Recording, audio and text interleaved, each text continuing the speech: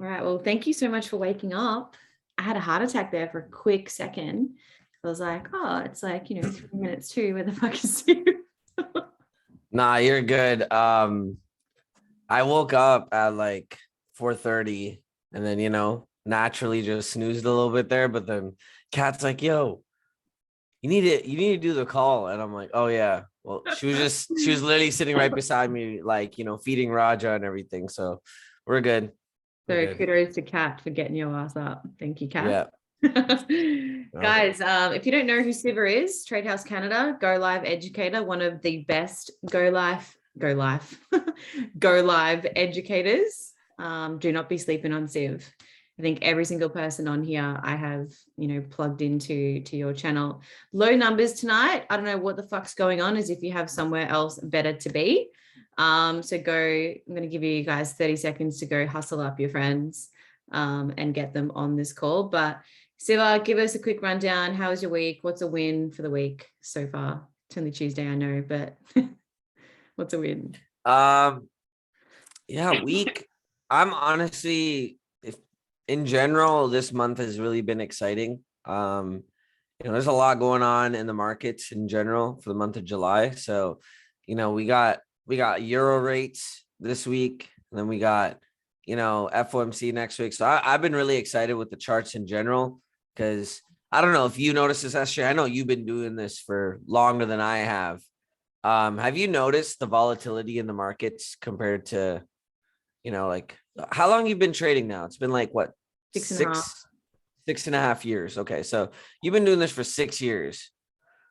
I think you would agree the volatility in the market now is nowhere near what it was Oh, 4-5 years ago. Yeah. And yeah, like even yesterday on gold, nice little buy position, but yeah, I've been really enjoying the markets in general. It's just these moves have been just crazy. Yeah, I agree. I don't think there's any better time than now to be a trader, really. 100%, especially with everything that's to come as well. Yeah, but other than that, yeah, everything's been good with me. I've been excited with that. This is a little hush hush right now, but myself and Kat are working really well with my mom to create a body oil product that we're going to be selling on Etsy and stuff like that. So that's a little side thing that we're going to be doing right now. So I'm excited for that, because I really do want to get into the drop shipping game and stuff as well. Yeah. So yeah, that's a little project we got working on the side. But yeah. Sick. How about yourself? I've had a really good week. I fucked my ankle like well and truly last week, like potential surgery coming up. So Oh shit. just a clutchy girl. I blame Jacinta because it was a hens weekend thing. So Jacinta in the chat, it is her fault. So she can take responsibility for that. Other than that, I want to give a little shout out to Brian Young, because he has taken a couple of trades and he's probably one of our most newest traders. And just yesterday we had a call today and we were actually in the exact same trade. So fucking kudos to you. That was on GU. So well done to Brian. And he's had a lot on in his personal life. So I just love it when people just make shit happen, regardless of everything. So bit of an agenda tonight, crew. So obviously, Siva is like the lord of funding challenges. So I'm going to, open up the floor to you guys to talk about that. But there's a couple of things I was really thinking about. I love it when we have one-on-one. So, Jenna spends a lot of time on the group calls, and I really love the one-on-ones. So that's why I do more of those as well. Plus, you guys have a plethora of education, so you guys don't really need any more calls. So make the most of what you've got. But I've been, in terms of conversations, and Siva, bounce in whenever you feel called to. But I've been thinking about some certain skills, like the best skills that traders nowadays need to start cultivating. Okay. And I've put it down to 3 things. One is the ability to concentrate. Okay. I think that's a really big one. May seem loose, but I will dive into that.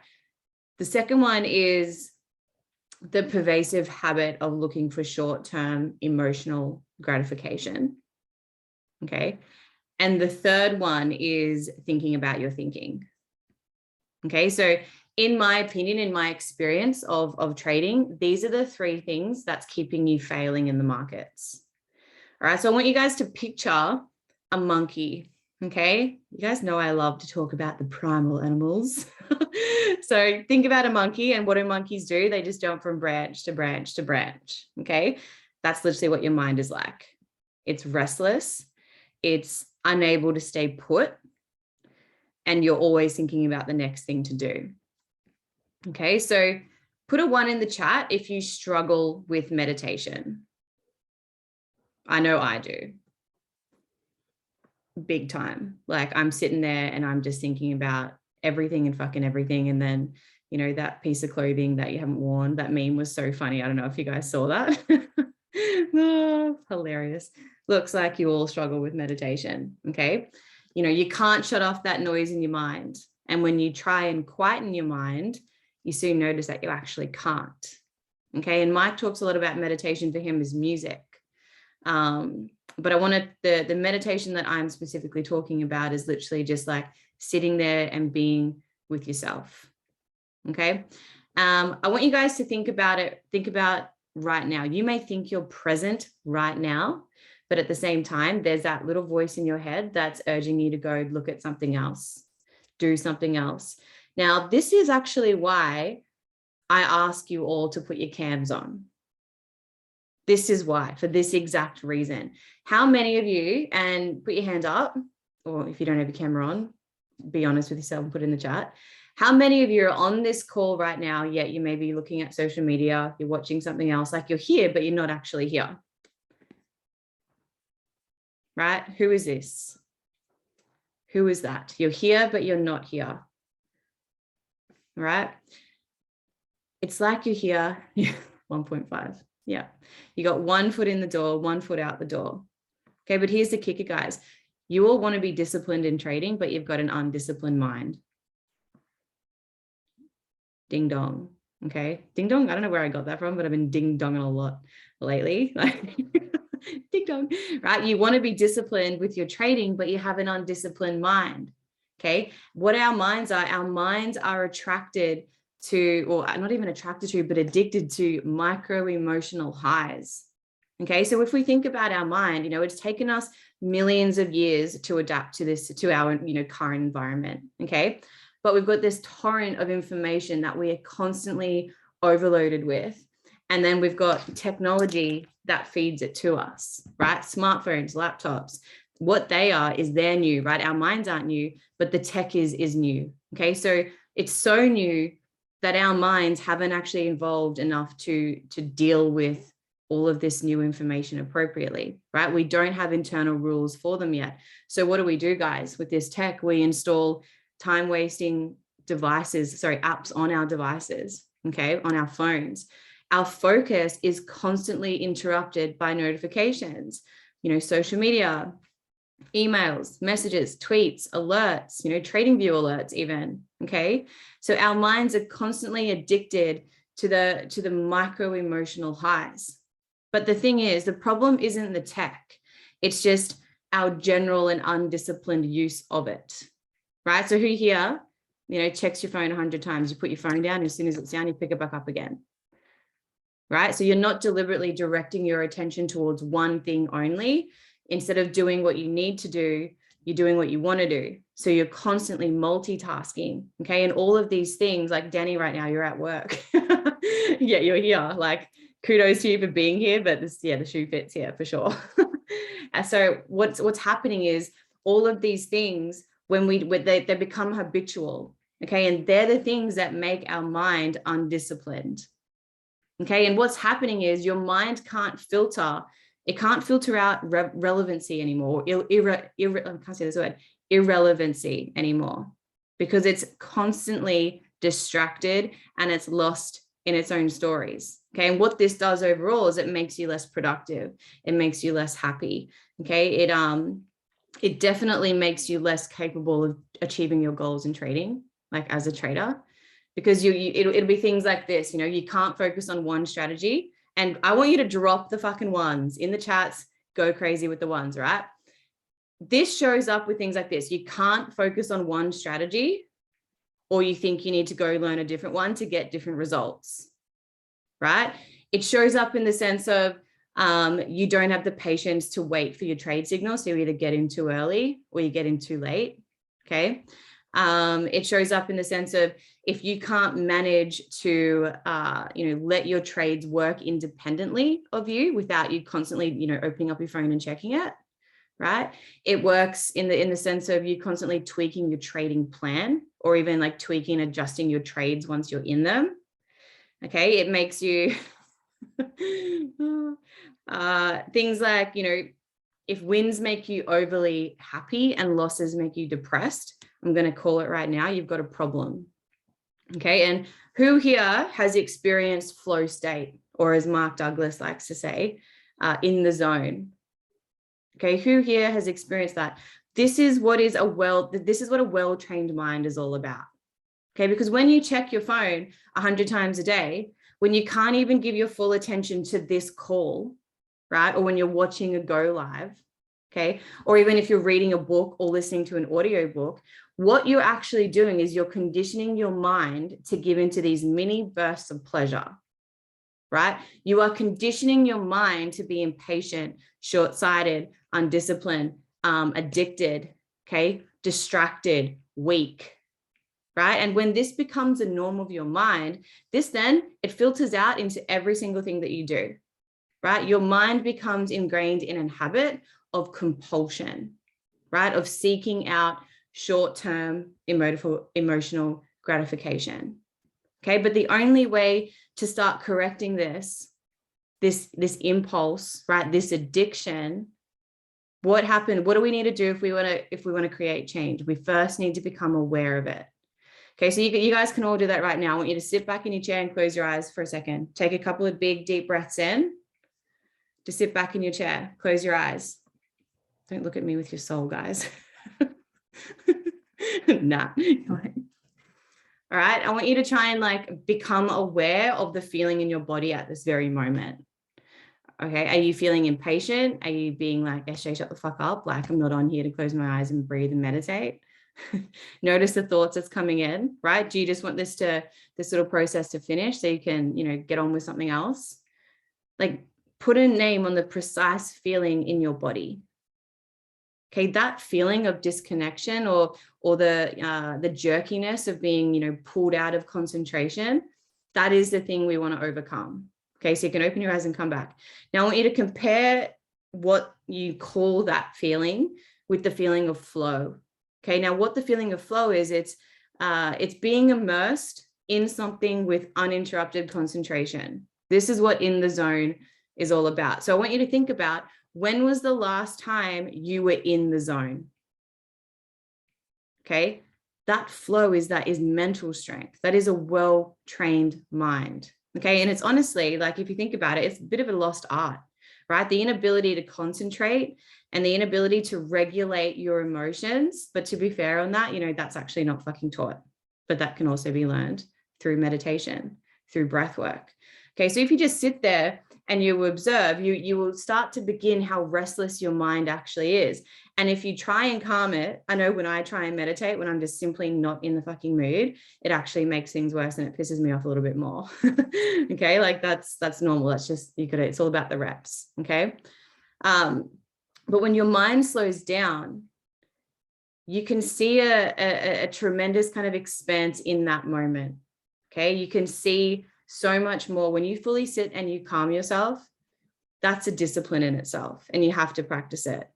But concentration and emotional regulation, guys, these are two, in my opinion, foundational skill of becoming a professional trader. And if you want to go to that next level in your trading, two things you should heavily consider. Okay, and it's not just a skill that will make your trading better, or even if you're in a business, entrepreneurship, right? Or even if you play sport, it is literally a core life skill that will make you become better at every single thing that you do. It'll give you that edge, right? That competitive advantage. It'll give you that focus. It'll give you that confidence. Okay. And the third thing I mentioned was thinking about your thinking. Now, this is an interesting one. Okay. Did you ever stop and notice what goes on in your mind when you're trading? The kind of thoughts and the kind of feelings that arise. Now, I mentioned to you all to keep a thought journal, to keep an emotional journal with your trades. Who's actually doing that? Put a 1 in the chat if you're actually doing that. Okay, because for a lot of you, it might look like this, your thoughts, your feelings, you might be in the middle of a profitable trade, but then you start feeling worried about, giving back some of your gains because there's a retracement and it's heading back to your entry, or maybe you moved your stop loss too prematurely and you're going to get stopped out, right? Maybe it looks like, you get really overly over optimistic when you're winning and you start saying things like, oh yeah, I'm starting to get it. It's all falling into place. And whilst that might be partly true, you then hit a snag in the road where you start taking a few losses. And even though you're probably doing the exact same thing that you were doing to get the wins, okay, the exact same thing. Thank you. Nature's, who are you? Thanks for being here.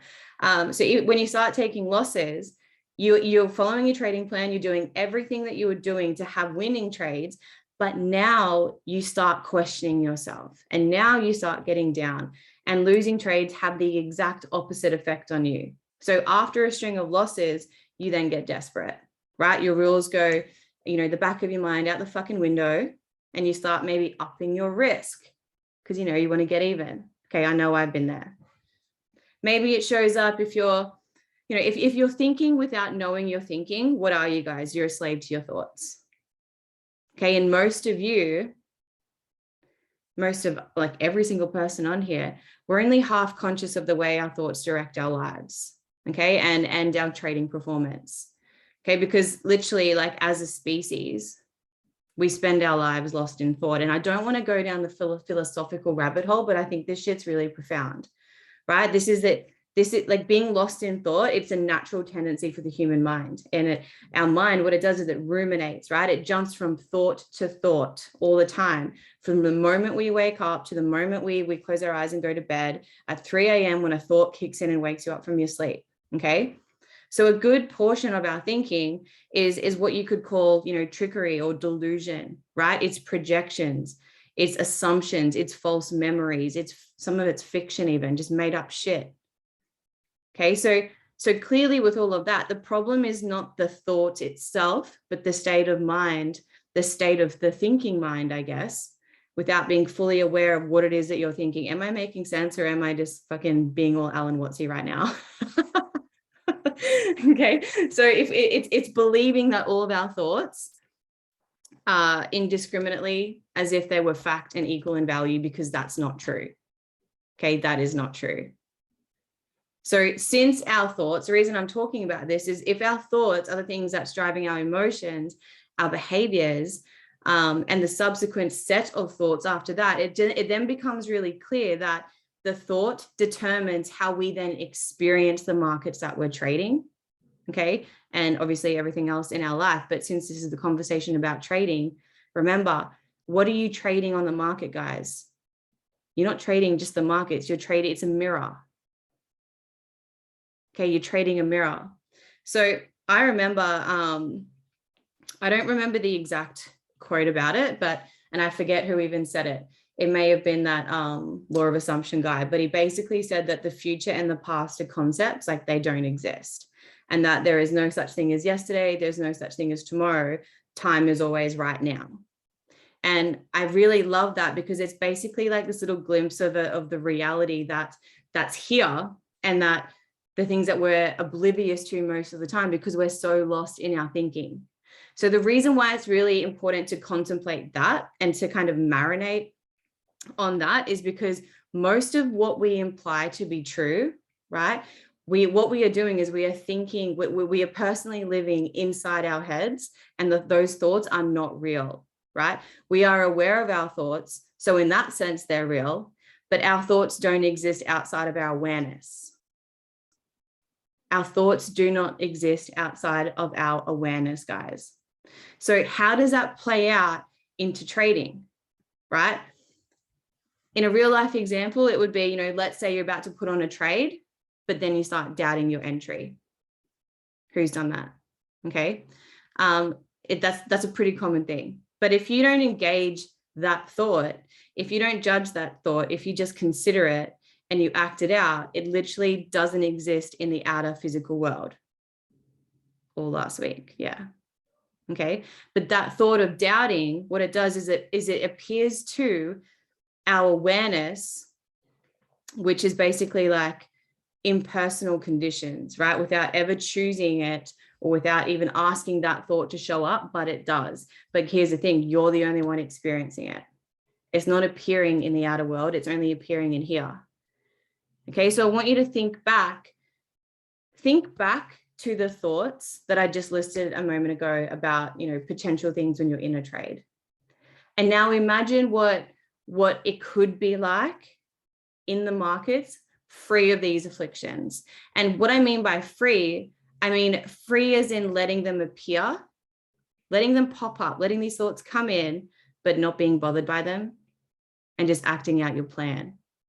Like, how freeing is it to know that if we don't attend to the contents of our thoughts, that we don't believe them, because most of the time they're lying.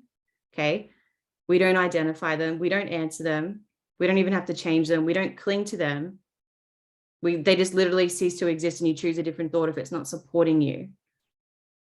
Okay. So Siv, what is your take on those three kind of philosophies that I have conjured up about three extremely necessary skills that traders need to cultivate, being the inability to concentrate, the habit of looking for short-term emotional gratification, and the whole thinking about your thinking and not being bothered by your thoughts when you're on the trade, when you're in the markets?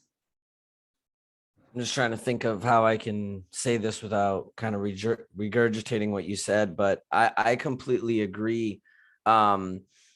Just to kind of even, you know, think of this sense with, because I know you said you wanted me to talk a little bit about the side of the challenges and stuff like that as well. And one of the things I've noticed is when I first started doing even these funded challenges, you know, and I know in the beginning when we look at these challenges, it looks very simple. You know, it's like 8%, you know, or 10% that you need to hit for the first section. You know, and then you got to hit 5% for the phase 2. If you guys are familiar with the challenges, you know, thinking about that sounds very easy, right? You know, just being real, you know, 5-10%, that's like 1 or 2 trades.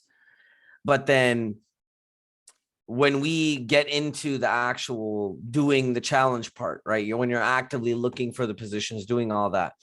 One thing I noticed myself doing, especially my first few challenges, you know, I was almost antsy to get into a position because I knew how easy the challenge was. And I was almost forcing upon the setup it, you know, when I could have just been in, you know, like SJ was saying, in the zone and just allowing the setup to come and taking the trade. But, you know, the fact of, you know, in my mind, I programmed it and said, oh, okay, you know what? These challenges are easy. I'm going to just, you know, it's going to be a walk in the park kind of thing. And I, you know, obviously I'm not saying that thought isn't good, because, you know, it is what it is. But one thing I noticed is when I was in that mindset, I allowed myself to take unnecessary trades. You know, I wasn't taking the right setups, you know, not putting myself in a position where it's like, okay, cool. Well, I need to look for this, this, and this before being in there. I saw myself almost hopping in setups when it wasn't ideal. So, you know, there's that thought. And then the whole fact of instant gratification with funded challenges, you know, it's like, oh, you know, you only need to hit 10% and now you get 100K, 400K, or whatever account size you're going with. You know, it's like so many people want to hit it right away, but you're not even trusting the process and going about it because you're so excited to get that 100K account and start. Because who isn't excited to get a 100K funding challenge? Let's be real. You know, one trade, you make you know, a 1 to 5, you risk 1%. Oh my God, that's 5,000. Like, come on, that's like someone's average income, a monthly income you're making in a trade. You know what I mean? It's like, yes, we all want to be able to do that, right? But it's almost like you almost rush the process to try and get that challenge. And that's what ends up happening to most people, right? And, you know, I had this theory about funded challenge, but I think it's different now. It's like, I always thought, you know, the companies that are making these challenges are mostly making money off of the people taking them. They're not even making a lot of money off of people trading for them, because it's a fact of so many people are going in trying to think, hey, I'm going to pass this challenge right away. I'm going to get this done right away. But in reality, what you guys should be doing is literally what SJ was talking about with Mark Douglas and being in the zone. And I had that literally last week, or no, not last week, the week prior to that. I literally messaged SJ because I was actually going through a mental thing myself. You know, I'm going through my second funded challenge at the moment, and I don't know what it was. There was like a mental barrier there blocking me, right? And you know, I was messaging her after too, and I don't know what it was, or I still don't know what it is, but there was something there blocking me, and I was just hopping on these calls consistently. And then that same week, it was literally 2 trades, right? I was literally in a rut prior to that. Like, I took multiple winning trades, but I just didn't manage the position properly. And I'm just being real with y'all. This is an educator speaking to y'all. You know, it happens to me too. I ain't some perfect trader, you know, moving my stop loss to break even every time. Like, I get emotional sometimes too, especially right now. You know, there's been multiple times where I've taken gold sells and, you know, I've had my target, but I don't even hold it till then. You know, there's those instances. And that's the exact barrier that I was kind of facing before too. I was, you know, taking these positions. I wasn't trusting myself. The week prior, I literally took like 6 losses, right? Wasn't the greatest. I took 6 losses. I considered them losses. They were very minuscule losses, though. There weren't even 1% losses, but I just kept taking losses. I was like, what is going on?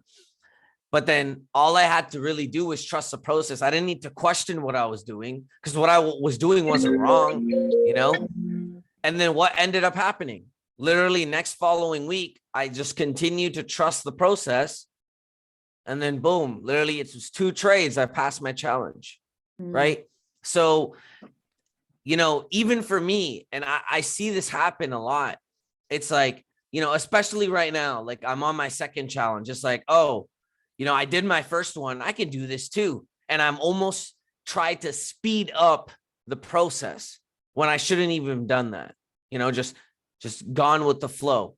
And that's what it is. I feel like people need to work on as a trader, is working on the flow, you know, working on the act of waking up early, you know, like I see so many people that are trying to, or not trying, but are in this process of becoming a trader and developing the skill set, yet they're not even disciplined enough to wake up in the morning. Like, so you're telling me you're going to wake up almost half asleep and make financial decisions and press buttons with money? I don't know how I feel about that. You know what I mean? Like, all of this disciplinary stuff needs to happen too. Like, I know Ashley was talking more about the act of trading, but it really needs to be a lot of these other things as well. You guys waking up on time and stuff, right? You know, being in that mindset, right? Of, you know, you hop on the charts, right? Being in the zone. Okay, you wake up, you look at your setup, you set your limits, and then you go about your day, right? That itself is something that you guys need to work on.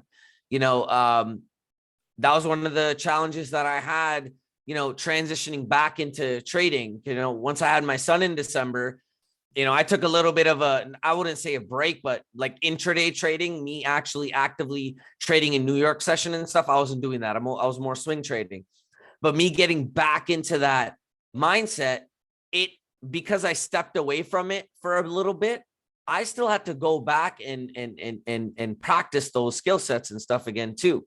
So that's the way, and literally what Leon just said in the chat as well. That's what I was really just about to get at, is how you do anything is how you do everything, right? And that's the thing that I noticed a lot with trading. When I start to improve other things, that inherently, discipline myself in trading as well, right? It's like disciplining yourself to wake up in the morning, even working out. Like, SJ, you were asking earlier how your body felt. Man, I feel sore because I'm getting back into working out right now. Like, to be real, I'm barely able to sit up right now because my back hurts. Right? Well, it's not hurts, but it's like sore. You know what I mean? So it's like, it's that same kind of idea. And, the most I can say with you guys right now is, do the best you can to continue the habitual patterns, because me doing this, and I know it's second nature for SJ now because she's been doing this for almost 6 years, but even now I'm at a 3-year mark.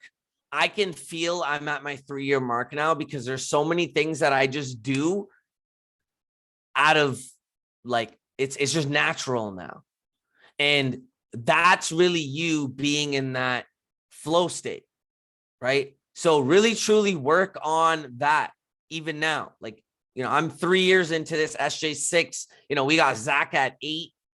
Think about those things that we've been continuously practicing, and now it's just second nature, right? So that's what I feel like, a lot of us really need to focus on, is focus on those particular disciplines, right? And that's what really, excelled myself in that. And then the other thing I really wanted to touch on lastly, before I pass it back to you, was, what you're talking about with the instant gratification. This, especially with trading, I think this could probably be this was the forefront of me, self-sabotaging myself. I think instant gratification is almost a cue for self-sabotage. Because, especially in the active trading, it's with what we do, we press buttons and we make money. Just that thought could always is very, very self-sabotaging. I'm going to use myself as the example here. When I first started this journey, I self-sabotaged myself. I started in February 2019. And I was at a point where I was, starting to see the markets. I hit a few good trades. I didn't even make any crazy money, but I hit a few good trades. Literally 5 months down the road, I decided to quit my job and go all into trading. Was that the most greatest idea that I did at the time? No. Let me tell y'all something. No, it was not, right? Because these exact disciplines that I'm telling you about right now, I did not have then. Okay. And let me tell you something.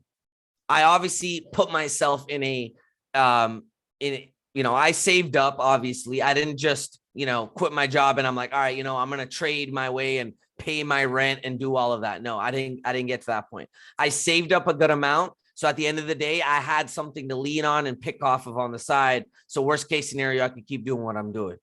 Well, guess what?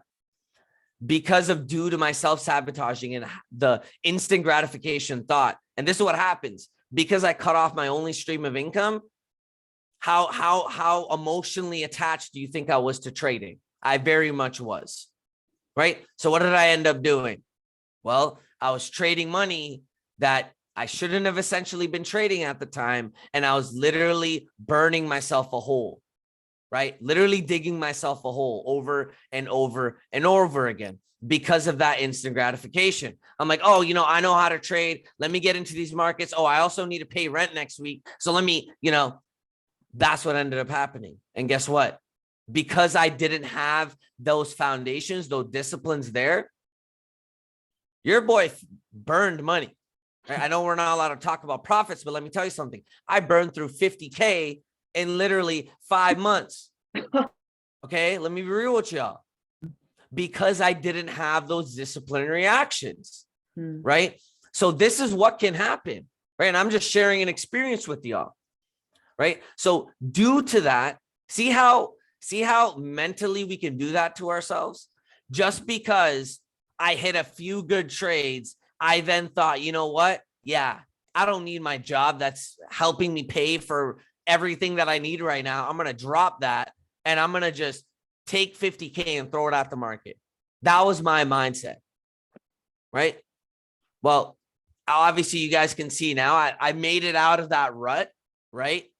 But you know, it's like how many people could really even do that? I don't think there's like out of 80% of people in the world, I don't think a lot of people could go and hit the markets again after that, after losing that kind of money, right?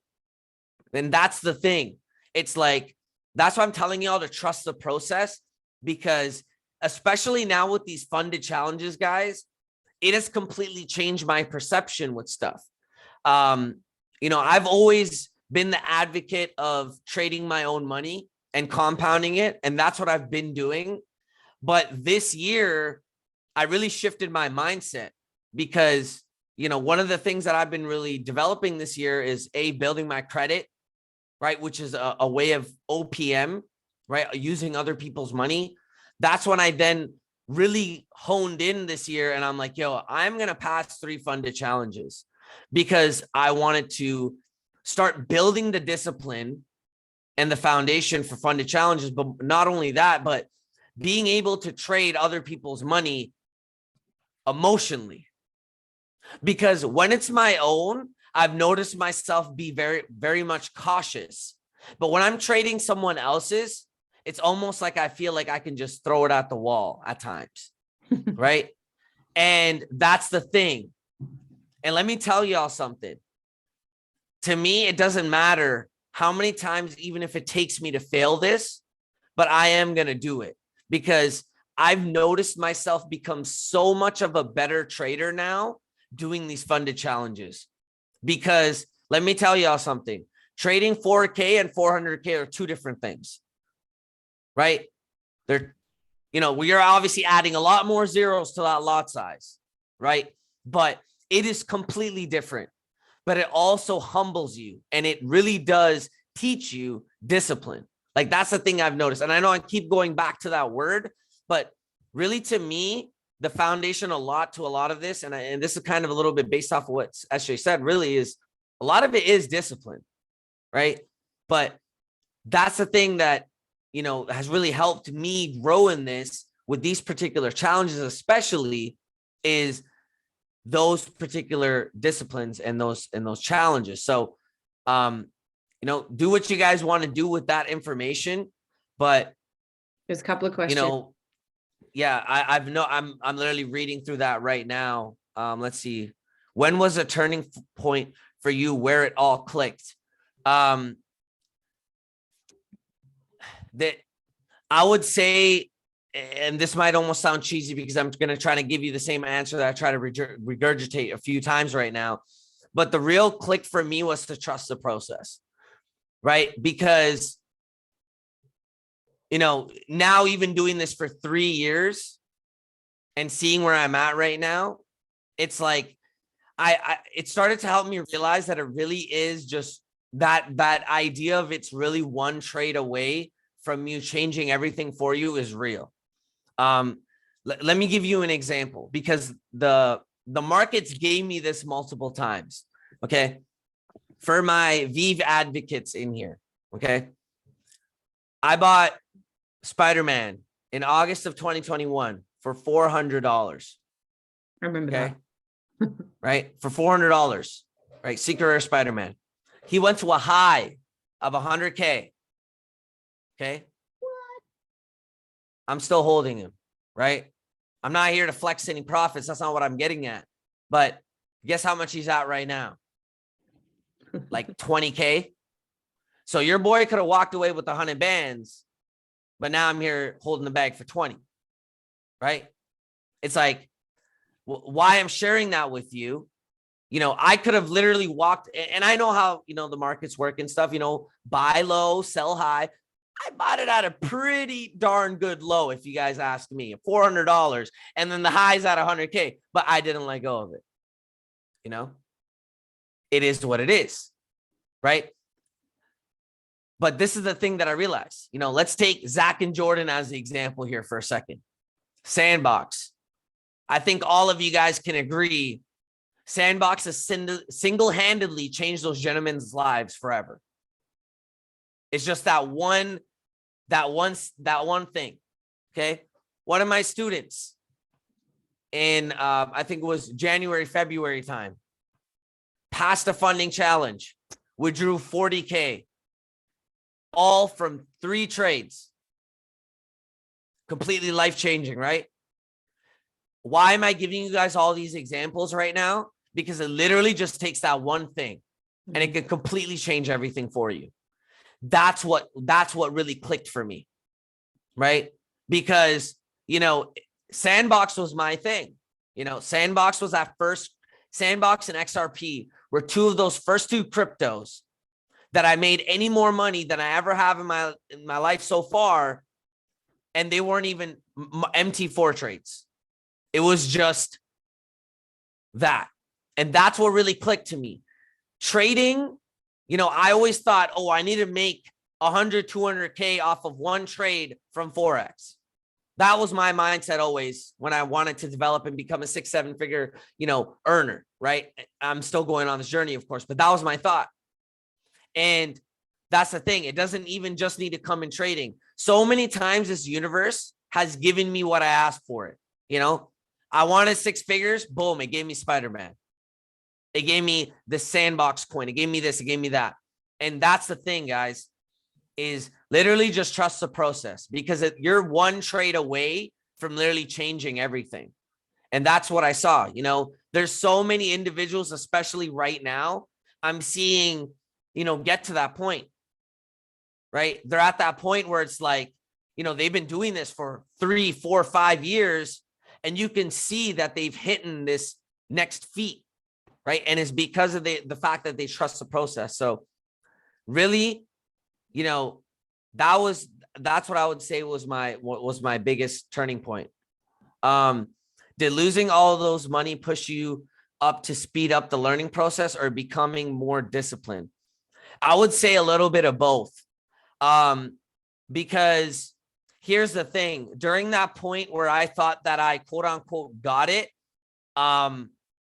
that's when I unplugged a little bit even from the education, because, that's when the ego kicks in and you're like, I'm the man, how many, like, drop a 1 in the chat, be real. If y'all have been at that point when you're like, you hit that stellar trade. Like, I know Brian probably had this feeling this week. If you maybe took this trade, you took a trade, you have that feeling like, yeah, I'm the man, I'm the best, right? And you now think you're all that, right? But in reality, you just trusted the process, It's like, I've had that. I'm not even lying to you guys. When I passed my last phase 1 challenge, I ran around the house. I got so excited, right? Should I have not done that? Well, maybe if you want to completely disconnect the emotions from it, but let's be real, guys, we're humans. We're emotional, right?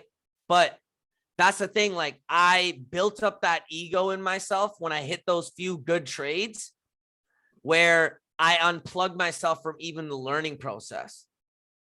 And I unplugged myself even from my disciplines as well.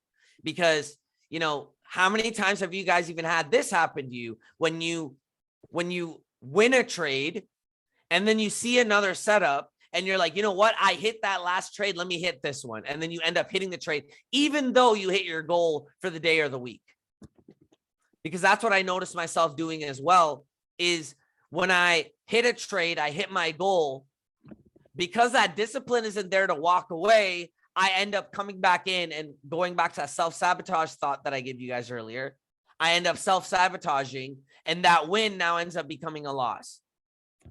How many of y'all have had that happen to you? Because I've done that, right? Your weekly goal is like 8%. You bag that in one trade, and then you're like, what? It's Tuesday. I see something on Aussie USD. I'm going to get in there.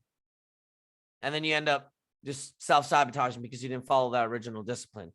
So, for me, I would have to say both, right?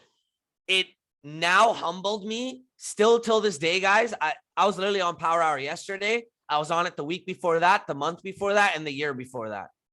Because now it's disciplined me even though I'm an educator now, I still don't stop tuning into Go Lives. So yes, that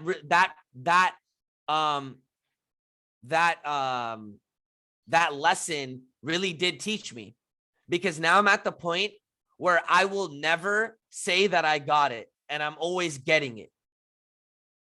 Right? Going back to that thought of, I'm always in the act of learning this. I'm never a master at this. Obviously, it's the goal to become a master at trading, but I've almost subliminally programmed myself to tell myself I'm always a student. I'm always learning this. And guess what? That has allowed me to continue to stay plugged in, drop the ego, throw it out of the window, because I'm always learning, right? And yes, this helped me build my discipline more as well. So, and that's the thing, like, and that's the thing I laugh at some people that come and join IM and like leave after like even 6 months. It's like, maybe it did work for you. Don't get me wrong. There are some people that I know that came in here for 6 months, they build the disciplines, but even, I'll give you guys an example. One individual that was on my team, he came in, 6 months, he learned it and then he left.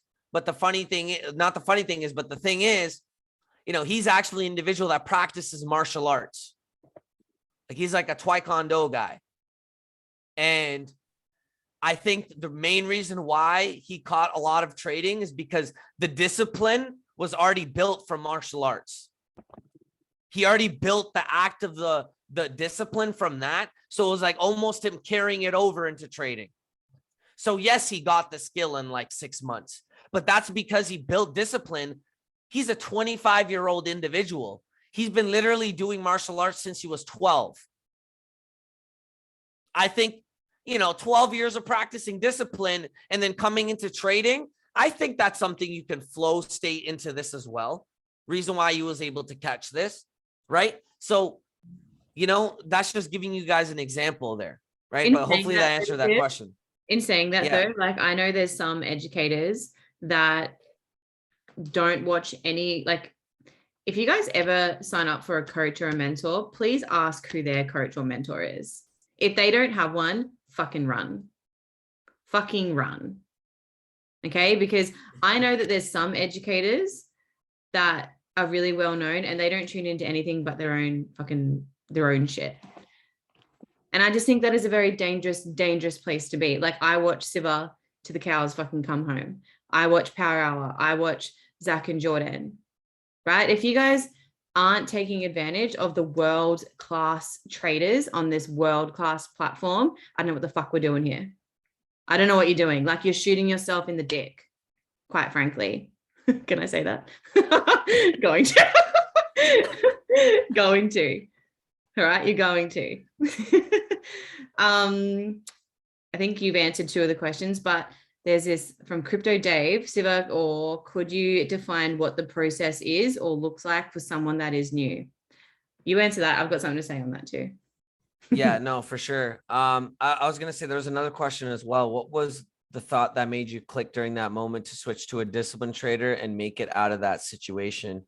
I kind of answered that, but the other thing as well that I remind myself, because this is the thing that, we could also get carried away as well, is I think we need to, because I was listening to an audio with Jordan Peterson, and I love Jordan Peterson. He's an amazing, he's a goat for real. And there was one audio that I was listening to him about, and he was talking about how individuals with more responsibility end up being more disciplined to life.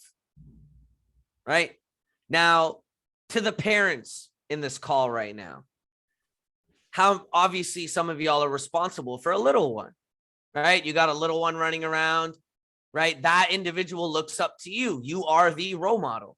So let me ask you something.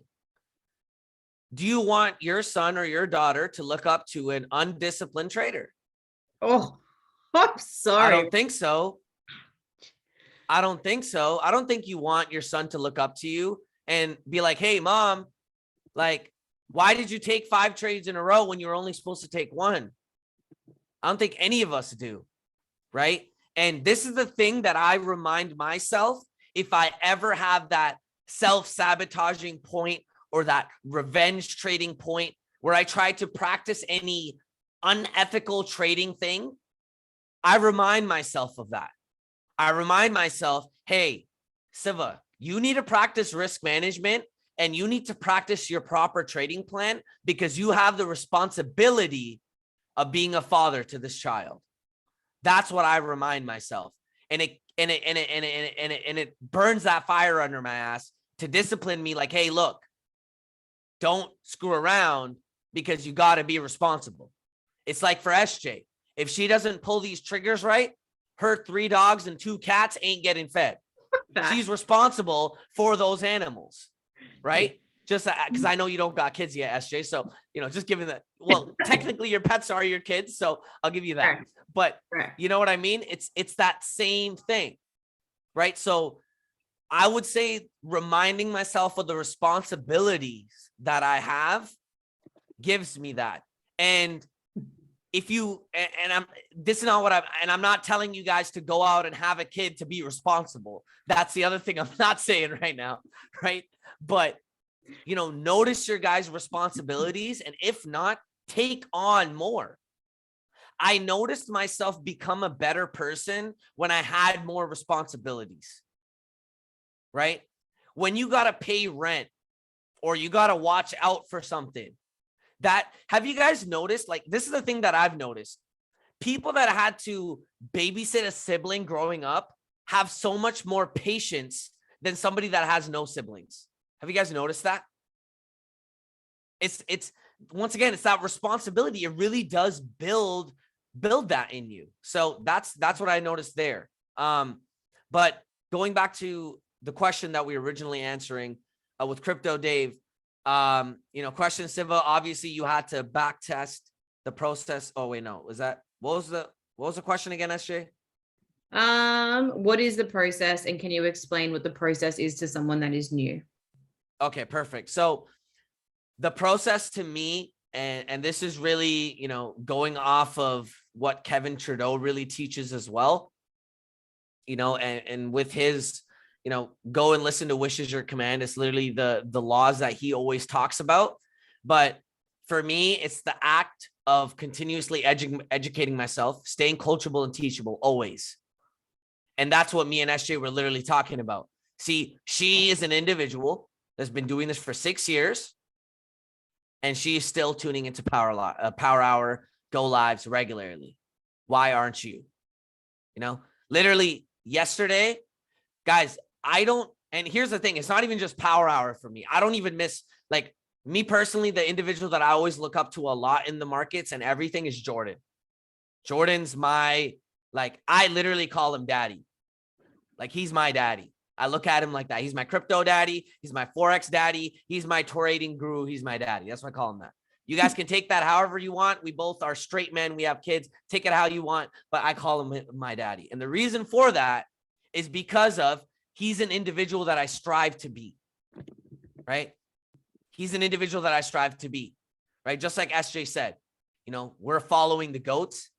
I am following a goat, right? I'm following an individual who I am, and I am going to be like. And what does that mean? That means that I need to stay teachable and coachable, right? That's me hopping on each one of his sessions. Guys, I was on Power Hour yesterday, and I was on the Asian session that he has with Justin Sayani, because I ain't missing out on the sauce that Jordan has to say. Anytime he is live, I'm in there. You will not see me not miss his stream. Right? So that's a big part of it. Educating yourself consistently is a big part of it. Right? So that's the first part of trusting the process. But you can watch all the go lives you want. You ain't going anywhere. Because why? You need to practice the actual skill set, applying it. So the next thing I would tell you to do, guys, there's countless hours of live price action I've sat down and read in front of this computer screen. Like, I literally there was a time in my life, guys, where I literally woke up for London and New York, and I would sit here for 6 hours straight in a day and just read New York and London price action. That's how much I embedded you know, the wick off, the distribution, everything in my mind, because now I see it. It's second nature. You know, I can see a spring happening and I know to take the trade because I've seen it so many times, right? So trusting the process is also being able to see what you need to see and pull trigger on. I know SJ has an ideal setup that she pulls trigger on, but she's probably seen that happen 1,000 times now. And now it's second nature to pull trigger on it. Yeah. That's the same thing that y'all need to be doing. There's that setup that you have, right? That Stuart has, that Nat has, right? That Ali has. And that's to you only. But you need to see that many amount of times. And it needs to really be there for you, right? But that's what, in my eyes, really trusting the process is. Going through the education and continuously applying the skill over and over and over again. And then from there, it's really, you know, like I was going back to that thought about the responsibilities. From there, it's just continuously reminding yourself of that and just going with it and trusting the process. I'm at the point now where, you know, like, you know, I've obviously been doing this for 3 years, but I'm at the point now where, you know, even if it did take me 7 years, and I know I can say this now because I've seen the results that I've seen now after 3 years, but I'm at the point now where it's like, I will continue trading forever because it is now like, it's so embedded in me. And that's the point you guys need to be at. So obsessed. Like, the first thing I do to wake up, when I wake up in the morning, the first thing I do is I look at the charts. When I'm on the toilet, I'm looking at the charts. When I'm eating dinner, I'm looking at the charts.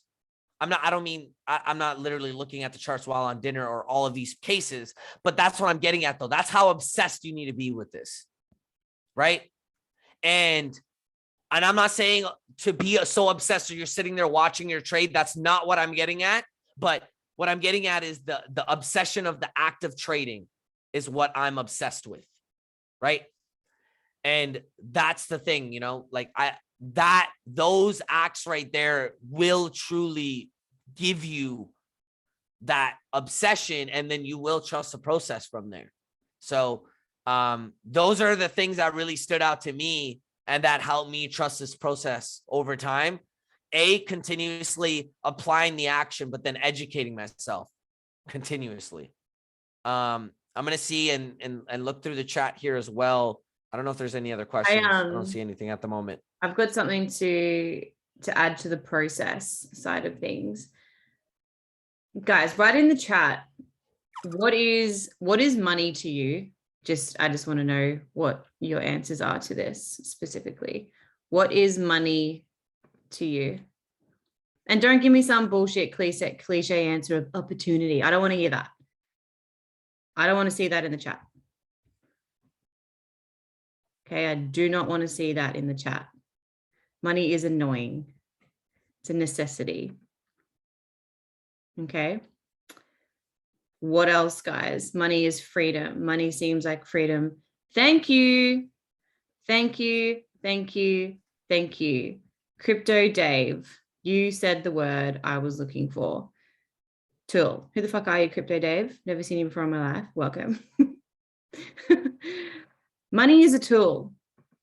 All right. So when we think about funding, okay, when we think about funding, why do you want to be funded? Right. That if you want to go for a challenge, why do you want that? Why do you want a $100,000 account? Why do you want a $400,000 account?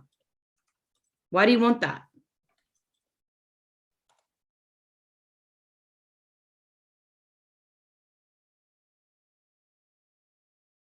Oh, I see. Okay, so why do you want it, guys? I need to know that because there's a lot of you on here that drill me about funding. Because when it comes to the process, right, you'll often hear me say something like you got to be system orientated, right? Process focused, not outcome focused. You'll hear me say that all the time. And if that doesn't quite make sense to you, there's a more balanced approach towards money. Okay. And that is that money is just, it's an important tool as a trader. Okay. But it should not be your primary goal. And the reason why it shouldn't be your primary goal is because money should be viewed as the natural consequence of you doing what you need to be fucking doing. Right? It is the natural consequence of you trading well. Money is literally the reward, if you want to call it that. Money is what you get for being skillful. That's what it is. So money is not the goal. Money is what you get when you do the things that a disciplined trader would do. Okay, so if you're wondering about what is the process, I want you to think about, you know, what would the identity of a trader, a really good trader, funded trader, you know, trader on a trading floor? Drop in the chat. What are some characteristics of a trader? If you're wondering what the process is, right? What is it? Like, how do we develop the trading identity is a better question. If you don't know what the answer to that is, then that's something you can journal on this week, right? Because we've got to remember, like our biology, our mindset, our judgment, it's always changing, right? So how do we hold, you know, the identity of a trader when everything around us, market behavior, you know, risk, whatever, you know, markets, is changing? We don't, right? When you're a new trader, it's important to know what your long-term goal is and where this journey is going to take you. When Siva said before, he would never not trade. When you fucking know what we know, if you quit, you'll always be thinking about this. And you'll always be thinking about, why did I quit? That was the dumbest thing I've ever fucking done, right? When you're not trading, you're wishing you were trading. You'd be thinking, how far would I be if I didn't quit? That's what you'd be thinking about. So when people go like all in with trading, you know, we want to, there's four phases, right? We've got ignorance, awareness, competence, and proficiency. And sometimes we can make the mental jump into, say, you know, one phase of this, only to be knocked back when we get new information or more experience. Okay, so when I say the characteristics, right? So even like of trading styles, right? If you're just a day trader, the characteristics of a day trader, you'd be disciplined, you'd have good computer skills, you'd have good judgment, you would be patient, you would be systematic, process oriented, right? If you're a swing trader like myself, then you would have a really good understanding of like intermarket analysis. Your watch lists would be like on point. You'd understand like the weekly market cycle. You'd be all over the economic calendar. You'd know your strategy. Okay. If you're a position trader, which is also sometimes me, super fucking patient. I overanalyze too much. I rely on long-term distribution of results because I'm not actually taking that many trades. Right? You don't have to take that many trades to be a really good trader, guys. If I told you sometimes I only take, you know, 4 trades every couple of months, like how would that make you feel? Guys, I didn't get into trading to be a slave to my laptop. I didn't quit my job to have another job. No, I got into this because of my why is freedom, highest value. Okay, so I want you guys to ponder on the identity of a good trader. And an analogy that I always say, if you guys are going for, like, there's a couple of, you know, FTMO, you know, I was going to say wannabes, but I don't want to say that. People that want to go for FTMO, but wannabes was just a really mean way to say that. But they keep failing. And Siva, I've got a question for you for this. And they keep failing because they're not doing what they should be doing, right? But think about it. Something I always say is, if you had a job, if your job was a professional trader, right, and you're not doing the things that you should be doing, you're not following your trading plan, you're breaking your rules, you're being an absolute fuckstick on the charts, you're not journaling, do you really think you'd have a job? So when we say treat this like a business, treat it like a fucking business. And I understand that's also very, water off a duck's back thing to say if you've never run a business. But you've also got to start thinking, what if I was to have a business, how would they do? They would have a vision, right? You got a vision for your business. So vision for your trading. You would fund your business properly, right? You would treat it risk properly. You would think long term. You don't trade like you're going to retire tomorrow.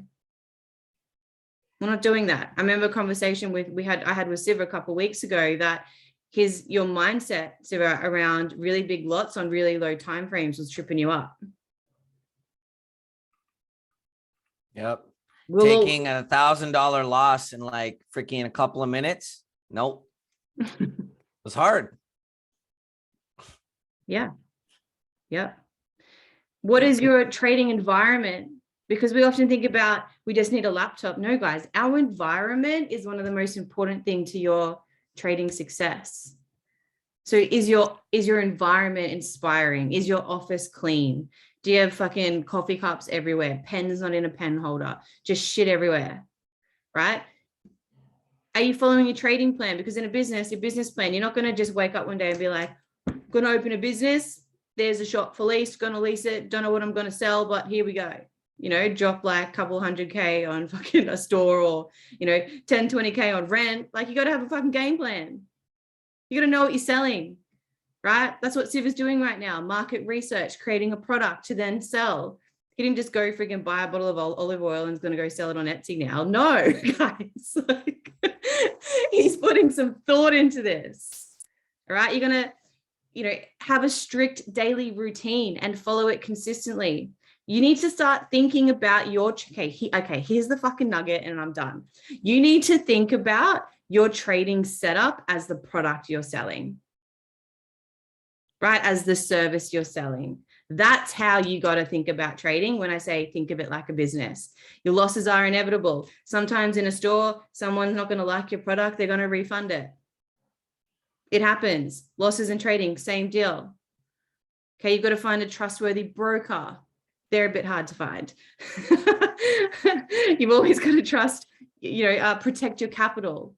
You've got to have a solid trading journal. So when it's tack time, you know what you're doing, you know what you're paying, right? This is how you treat your trading like a business. You don't just wake up one day and be like, I'm going to be a trader and I'm just going to, do it. Start thinking about the identity of a trader. And if you're not, correlating with that, something's got to give. So Siv, what do you have to say to someone who is going for FTMO over and over and over again, and they want it really badly, but they keep failing? I know there's a million things you could say, but what would you say?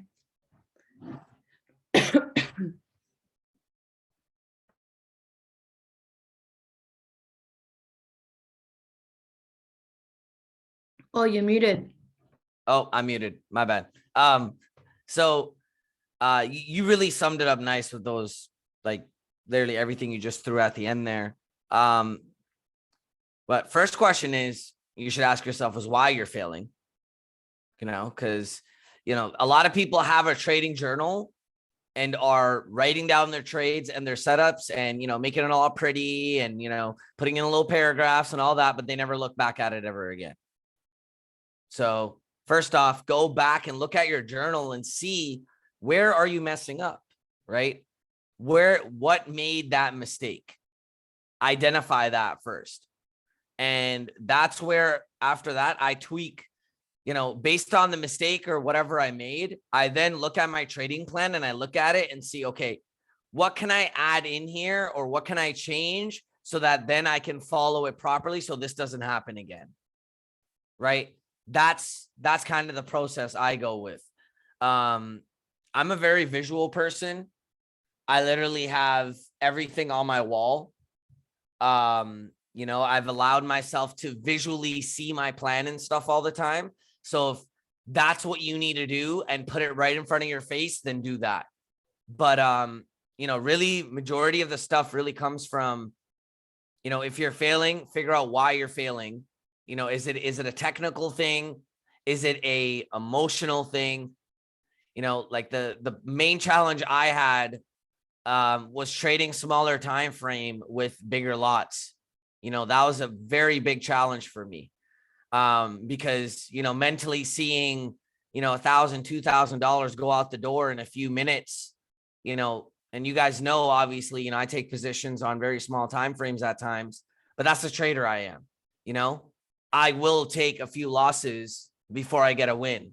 And that was a mental barrier I had to break through, so if it's something like that type of situation that I just explained to you, then you just got to give it time, because you just need to allow yourself to be able to take that.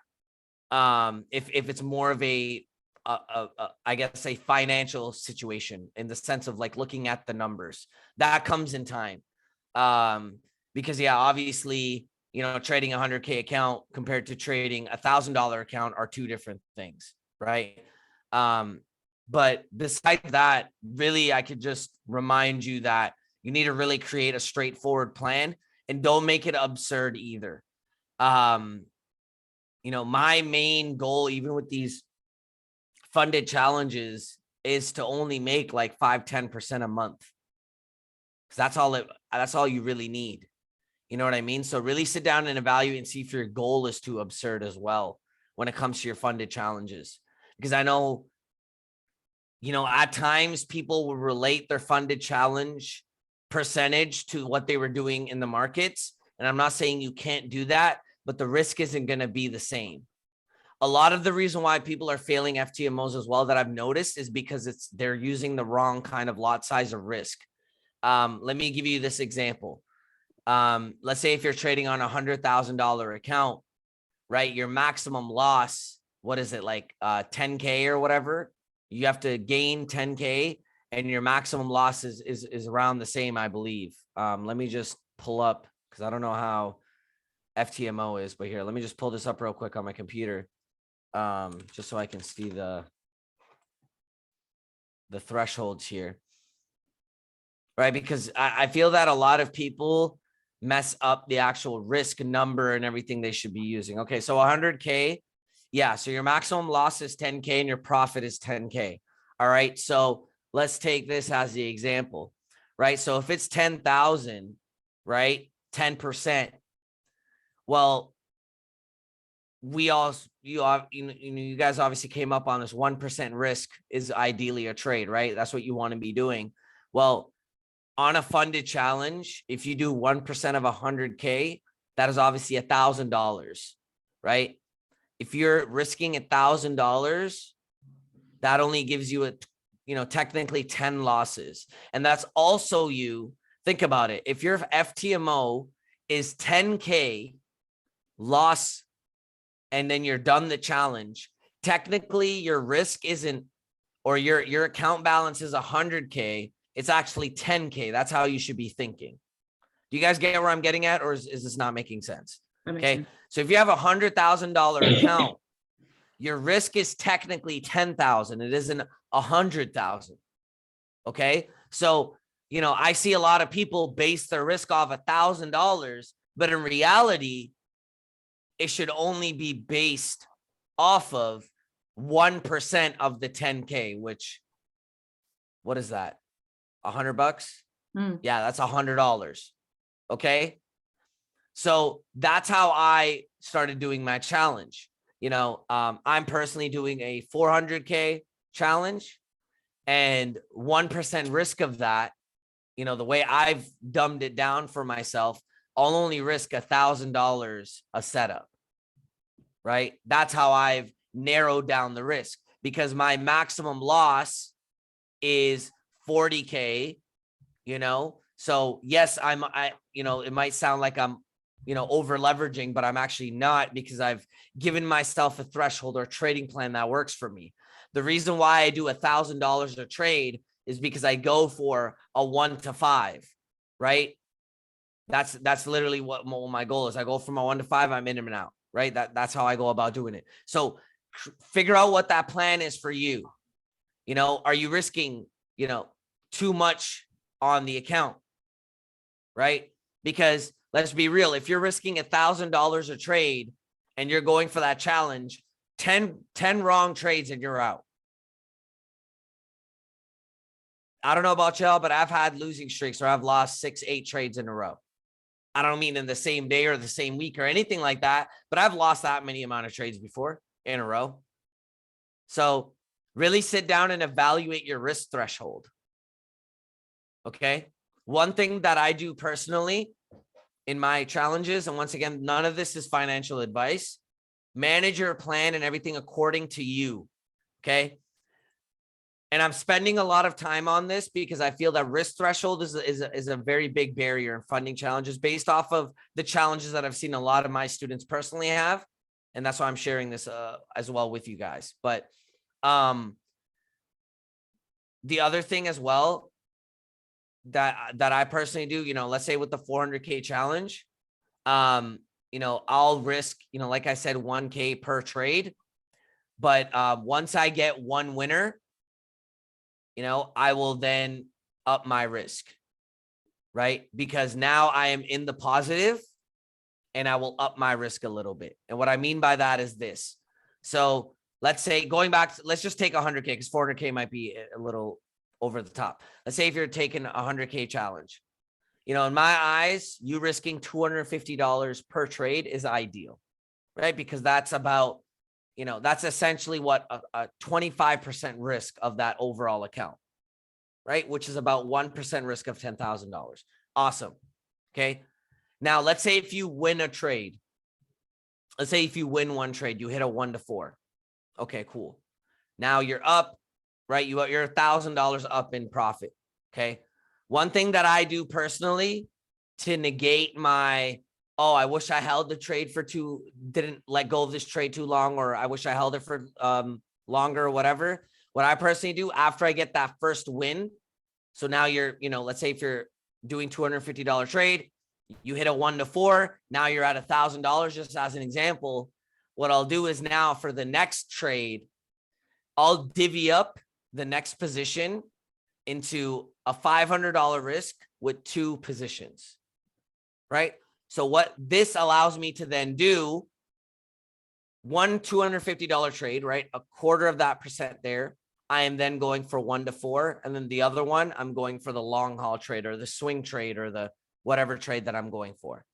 This is how I've negated my risk threshold, because there's been a lot of times where I'm like, damn, I could have held that trade.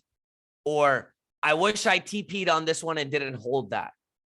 So that's another challenge that I saw myself really fighting with the funding challenges, because, you know, they give you a month and there's times where there's literally a trade where I could have held for the entire month and that could have been done my challenge, you know? So I then created this kind of plan for myself to then negate those kind of situations. I don't know if any of that made any sense, or I just rambled for the last five minutes about me trying to figure out how to do the risk threshold. But what I'm getting at is, guys, sit down and figure out what numbers make sense to you, right? That's what I'm really getting at. You know, figure out what numbers make sense to you, because just like SJ just said, this is a business. You need to take this real. I've literally sat down and factored all of this, so that it helps me hit those percentages that I need to hit, right? And to pass the challenge and be successful with it. So figure out what your risk tolerance is. That's the biggest thing. I know right now you might be like, oh my God, if I get the 100K challenge, it might be life-changing. But did you even pass a 10K challenge yet? You know, if you are trying to, you know, if you haven't managed a certain amount of capital, I don't think you should jump that, you know? A person that's working at a bank just go from a teller to senior financial advisor, even if that's a position in the bank. I probably just created something, but I'm just getting at an example here. They don't just jump the ship, right? There's levels to this shit, like Meek Mill says, if any of y'all listen to him, but you know, there's levels to the shit. So if you haven't been able to manage, if you're not able to discipline yourself and trade $100, you're not going to be able to do it with 100K. So start to build that, right? So, and that's the other thing. I see a lot of people jump into, oh, I'm going to go do the 100K challenge, but you even haven't managed like 20K of funds before. You haven't even managed 50K funds before, and you want to jump that feat. That doesn't work. Right. But yeah, that's literally what I wanted to end off with. That's but yeah, go ahead, SJ. Fucking nugget right there. And you just, okay. If you've worked with me outside of trading, I talk about this a lot, okay, in terms of money stuff. Now, if you think about what initially drew you to trading, most people would agree, like check a one in the chat, it was the allure, I guess, of making life-changing money. That's what drew you here. If you're lying, if you don't think it's money. And now you understand that it's possible because you are literally hanging around and learning and listening to people who have made it. So you know it's possible, okay? But we also want to think about, what do we spend most of our days, fantasizing about? It would be like how life would be as a successful trader. What would life look like? Big bank accounts, the freedom to do whatever we want, whenever we want, with who we want. Okay. And obviously, if you've been on these calls, you know that we talk about psychology, right? So therefore, you'll be aware that it is the logical side of our brain that actually desires and wants these things. Okay. But it's really the subconscious mind that's running your show. Okay. That's running the show. So if your relationship with money is not aligned with your financial goals as a trader, then you're going to find every single way possible to self-sabotage yourself and your results. So if you've never seen, I want you guys to homework. Think about the most amount of money you've ever held in or even seen in your bank account. If you've never even seen, $5,000, how do you think going for a $10,000 challenge is going to make you feel? Right? Let alone $100,000 or $400,000. Okay. So the goal with this conversation is to help you identify what your kind of, you hear me talk about financial thermostat all the time. Okay. The goal of this particular part of the conversation before we wrap it up is to help you identify that. So when you are going for these challenges, you can get prepared psychologically. Okay. So you all know that every single human being has a certain relationship with money. And as traders, the type of relationship that we have with money is going to impact the trading decisions that you make, whether or not we like that. Okay. And a lot of successful trading has to do with planning your next best trade and then waiting for the, market conditions to align so then you can execute your trading plan. Okay. But the issue for most people is that they're unable to follow the plan successfully. And this is where your relationship with money may provide some really good insights into your own trading habits, thoughts, behaviors, actions. Okay. Because the unfortunate reality of that is that if you have an unstable relationship with money, then regardless of how hard you work, you as a trader, you're setting yourself up for failure. You're asking to fail the funding challenges. So challenges this week is thinking about the identity of a trader. I want you to think about the most amount of money you've ever had, the least amount of money you've ever had in your bank account. I want you to start thinking about your thoughts and your beliefs that come up when you actually think about money, like outside of trading, right? Do you still fret that your fucking card is going to pass when you beep it to pay? Are you still worried about that? Because if you're still worried about that, that's actually what you have to focus on, not making friggin' 6 figures trading just yet. That'll come when you work on that stuff. Okay, because the thing is, it's like, if you think about your thoughts, your beliefs, and all of that, when that comes up with money, it'll represent things like social status, security, scarcity for most people. Okay, anxiety, resentment. Okay, and all these beliefs that we have, you had them, they were literally like, you're a sponge before the age of 7, right? All the beliefs that you carry, you literally milked them from everyone around you before you were 7 years old. And all of these things were created by things that we heard, we saw, events, conversations that you heard as a child, right? So most of us don't even know why we make the choices that we make about money and about wealth, because they are the result of programs that are run in our minds that are literally on autopilot.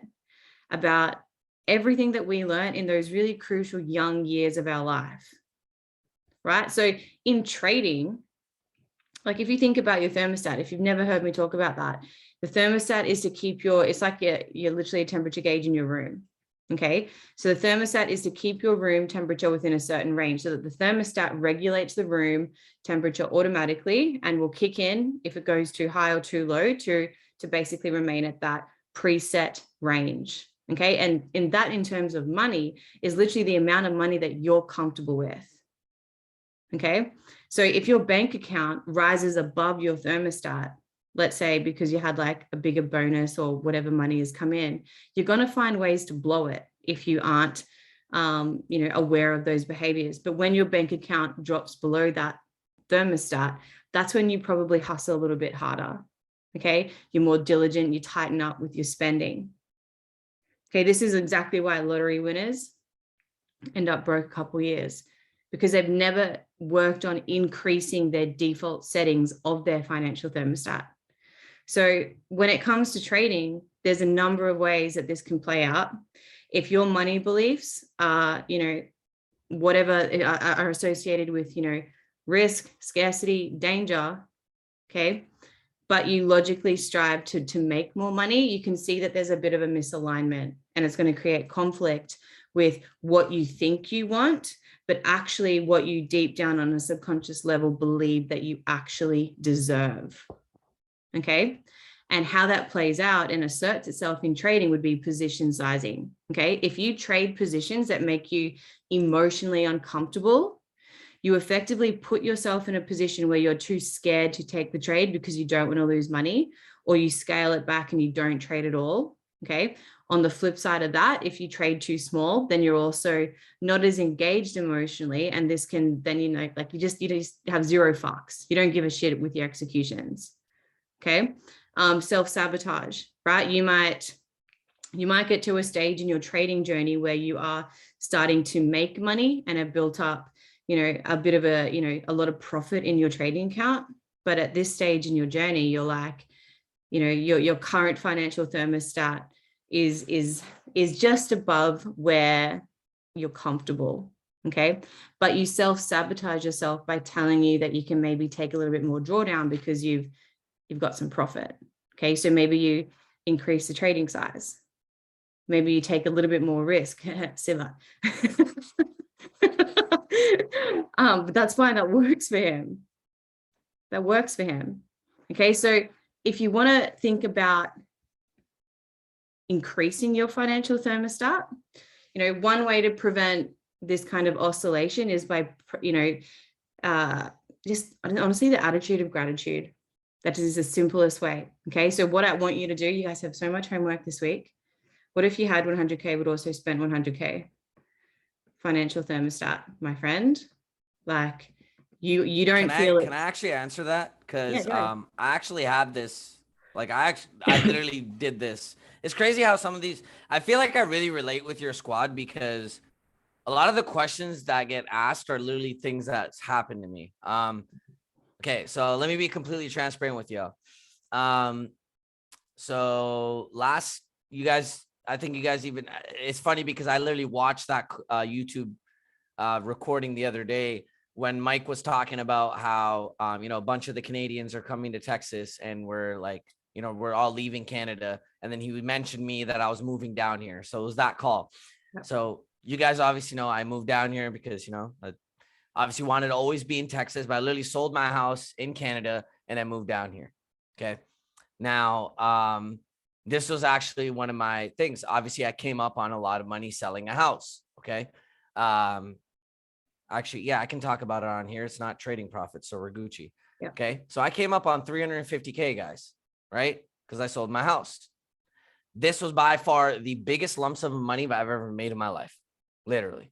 Bought a house for $460,000 in November of 2017. The housing market in Canada is crazy. We literally sold our house at $860. Okay. So that's almost a solid 100% gain on my home. Okay. So obviously I'm happy. It's all cool, right? The goal was to sell, come down here, buy in the future, right? Well, I came up on a lot of money. And what was going on during November, December time? If you guys remember, NFTs were hyped up. Okay. Now, I came up, and no, I did not blow all of it. Okay. But I came up on some money, as you guys know. And what I ended up doing was I threw it at the NFT market, right? Not nowhere near all of that. You guys got me crazy if you thought I would do that. Okay. But I threw a good lump sum at the NFT market. And boy, oh boy, was that a lesson. Okay. Because some of them I did not TP. Some of them I did. Some of them I should have TP'd on, yada, yada, yada, whatever. But, you know, I went down a decent amount of that money, right? A bit under a third, if we were to be exact. Okay.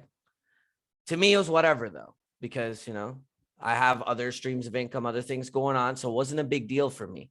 But the thing is, right, that humbly taught me a lot, because here's the thing, just like what SJ said with the financial thermostat, I've never had over $250,000 in my hand before, ever in my life.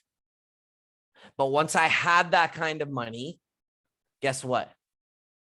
I'm like, yo, I need to get in these NFTs, man. I need to be like these other people.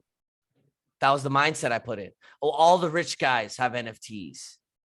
All the people in this have NFTs. You know, there's this NFT, that NFT. And then I started to almost convince myself that I should put money in here. Right. But, you know, my financial thermostat was not set for that risk tolerance yet. It was not set for it yet. So was that a humbling experience? Yes, it was. Right. Another example of should have listened to Jordan, but you know, it is what it is. Some mistakes, you got to go through it and listen to yourself on it. But the thing that I'm grateful for is because I had that risk tolerance, right? I was able to, and because I had other stuff going on, even though I lost that money, it wasn't even a big deal because I made it up in other instances, right? So it's like, that's the way I cushion myself financially. It's like when I take a risk on something, I personally always have a way that it covers somewhere else. That's how I diversify, you know? So, I don't know if that helped you at all in that, but, you know, really now moving forward, like me losing that money has, like every time, I don't know if you guys noticed this, but every time that I had one of those big losses, I've had a massive win after that. You know, that's just how it's been for me. When I started my first trading journey, and I'm not telling you guys to lose big to win big. That's not where I'm getting at. But in my journey in the beginning in 2019, when I lost, you know, that 50K, I came up on money because I hit amazing trades end of that year. There were trades that made up for that I made that money back on. And it's the same thing in this. So I know, yes, I started off or ended off last year or started off this year, however you want to say it, with a little bit of a loss. But long and behold, halfway through the year, guys, I'm at, like, with these accounts, with everything, I know by the end of this year, I'm about to be on some crazy stuff because I know I've made that sacrifice. Stuff has happened, but the fact that I'm trusting this process, just like the last time, something's going to come out of this, right? It's literally the same thing every single time. It's like, I risked that amount. Okay, cool. I was comfortable with it. Now, when I come into this, you know, now that I'm working on these challenges, I'm doing all of this and I've seen results in that as well. It's like, even though I've made that risk, it's like this stuff is still coming. So that's the way I always look at that as well, is that, you know, even though you've probably made a lump sum amount and you spent some money and you lost it, well, learn from that, because that, what do you guys think I did with those losses? I sat down and learned from it. And now that's what I'm saying. I know a win is coming because I've managed my plan and managed my risk so that it could make me successful to win that into the future, right? So that's the thing. Like with a lot of these challenges, with anything you guys are saying with these losses, don't sit down and just pucker up and be sad that you lost. The evaluation and the course of action afterwards is what makes you successful. Because majority of people that are in trading that lose money, they give up because they lost the money and they're out. But because the thing is, the sacrifice in trading is losing money. That's inevitable. That's you learning in this career, this trajectory in trading, this financial freedom or whatever you're looking for. The result of that is literally emotional tolerance, and a lot of it is losing money. But you got to be okay with that because of the money that you're going to be gaining, right? Because that's what happens. You're going to lose, but then you're going to win, right?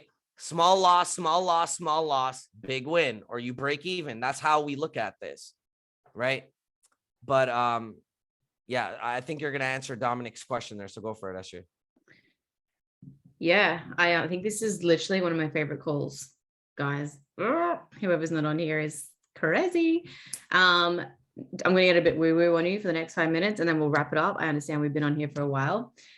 The first step is obviously awareness. So whenever a situation involving money comes up, I want you to start taking a moment and observing the thoughts as third party, right? So literally see yourself outside of your body, seeing yourself observe these thoughts. And I want you to become really aware about what it is that you're thinking and what it is that you're feeling. And I want you to start writing them down, okay? When you think about material things that you desire, what kinds of feelings come up for you? Okay, do you feel like you actually deserve these things? And start just by becoming aware of these thoughts, and you kind of will then allow yourself to identify where your financial thermostat is currently set. The next step is to obviously change how you speak to yourself, because once you become aware of these thoughts that you're having, if you believe that you fundamentally, don't deserve something, then I want you to challenge that belief. Okay, I want you to ask yourself, why do you believe that? Or, my favorite thing to say is, why are you arguing for your limitations? Why are you arguing for your limitations? Why are you arguing for them? Okay, because when we do that, we've got to remember that limiting beliefs are deeply ingrained. And while they're on the surface, they may seem like they're against you. They're really just there to protect you. Okay, so your money thermostat might be set really low without your knowledge, because your relationship with money might be that of, disappointment, resentment. You've done stupid things in the past, so why do you deserve that? Your brain will try and protect you because it saw that what money always brought you pain in the past. Your body is this, like, there's a really good book called oh my God, what is it? The Body is the Barometer or something. Soul of the fucking barometer. I don't know. Something like that. I'm sure someone on here knows. Your body remembers what things brought you. So if your body, your mind is going to remember that money brought you pain in the past, it's going to remember that. Okay. Now this is a bit woo-woo, but I want you guys to do this, and I want you to send me or even upload it on your story and tag Siva and myself. Okay, there's now 28 of you. I want 28 tags this week. And the challenge is, like I said before, the attitude of gratitude. Okay, to increase your wealth thermostat, you need to start acknowledging and appreciating money. Okay, if you just spend money on stupid shit, do you really think that, whoever out there thinks that you actually respect money and you appreciate money? Or do you just piss it up against the wall and piss it down the drain and piss it everywhere? I don't know what you do with it. Okay, so when you do this, this is achieved by writing down a minimum of 100 reasons why you deserve big money. Okay, and what have you done to deserve all of this incoming money that's coming to you with trading? 100 reasons minimum.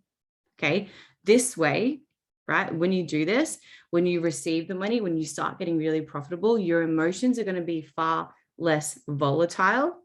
in a way that you don't oscillate between like fear and guilt.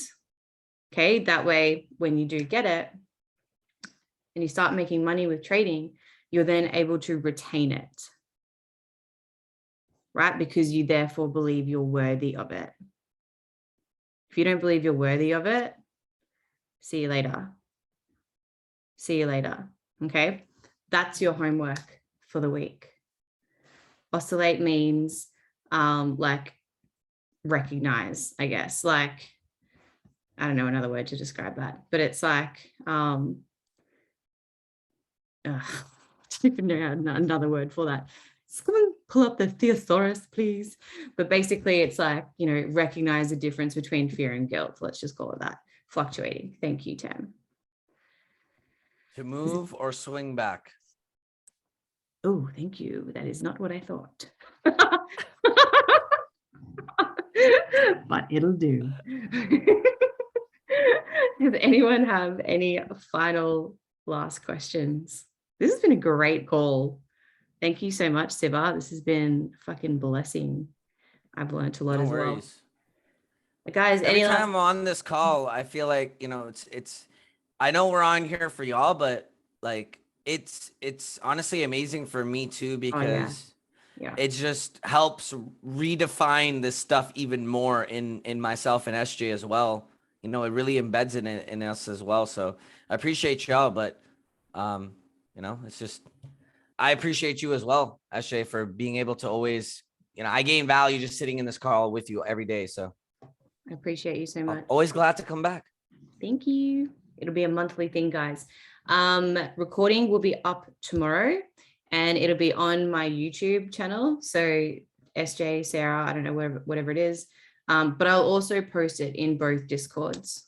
Okay, so in the Tradehouse Oz and the main one, I will post both.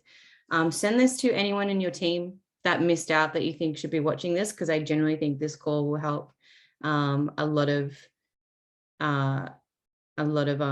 people. Last week's one I actually can't find.